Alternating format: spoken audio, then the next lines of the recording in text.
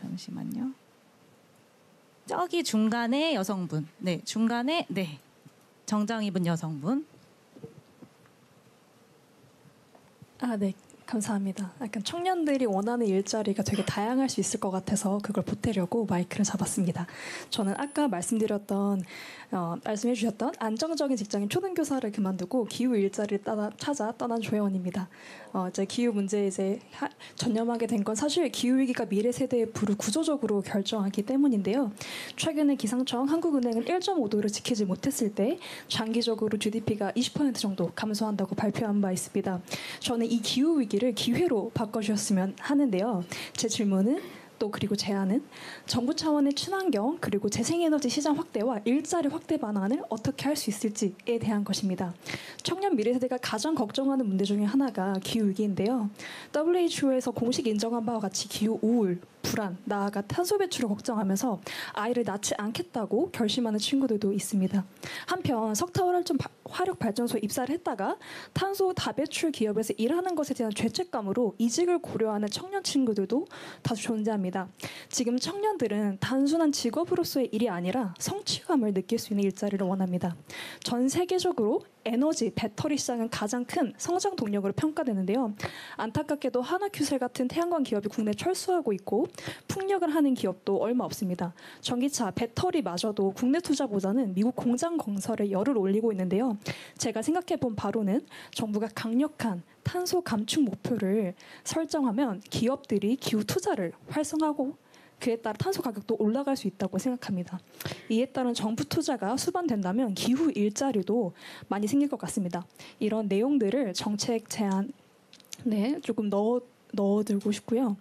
또 야외 노동자들 친구들도 많은데 이제 폭염 이런 것들로 배달 노동자, 야외 플랫폼 노동자들이 또 되게 위험을 이제 감수를 하고 어려운 또 노동 환경에 노출되기도 하는데요. 저는 그래서 기후 일자리를 마련해 주십사 그런 것들이 청년들이 원한다라고 말씀드리고 싶습니다. 감사합니다. 플랫폼 노동자의 수가 점점 늘어나고 있는데 관련된 안전 장치는 지금 많이 보장이 되어 있지 않는 것 같아요. 이 부분도 저희가 잘 담을 수 있도록 그리고 주신 또 기후위기 재생에너지 관련된 일자리도 잘 전달해서 담을 수 있도록 노력하겠습니다. 네. 이거 잠깐만 제가 하나 의견 삼아 질문을 한번 드려보고 싶네요. 지금 말씀하신 분의 말씀이 전적으로 맞습니다. 그러니까 우리가 재생에너지 사회로 대대적으로 신속하게 전환해 가야 하는데 그리고 저는 거기에 우리의 정말로 엄청난 기회, 일자리를 포함해서 기회가 있다고 생각합니다. 근데 이제 우리가 정부 내에서 대통령실 안에서도 이 논의를 하다 보면 이게 당장 사실은 변화를 하려면 고통이 따르잖아요. 특히 산업체제 전환은 많은 사람이 일자리를 잃음과 동시에 많은 사람이 새로운 일자리를 얻게 되는데 이제 잃는 사람의 고통이 너무 크죠.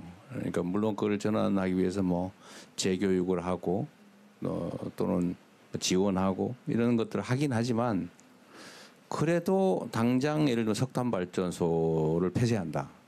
그것도 더 빨리. 그럼 일자리를 잃겠죠. 지역 경제가 당장은 나빠지겠죠. 이게 이제 엄청난 정치적인 저항을 불러오죠. 결국 정치라고 하니까 무시할 수도 없는데 결국 이런 필요한 전환을 하기 위해서는 예를 들어 건강한 몸이 되기 위해서는 또는 살을 빼기 위해서는 좀 굶어야 되잖아, 그죠?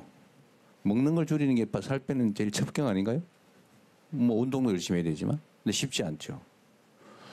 근데 이거를 우리 국민들이 과연 감내할 수 있을지가 사실은 우리의 제 최대의 걱정입니다.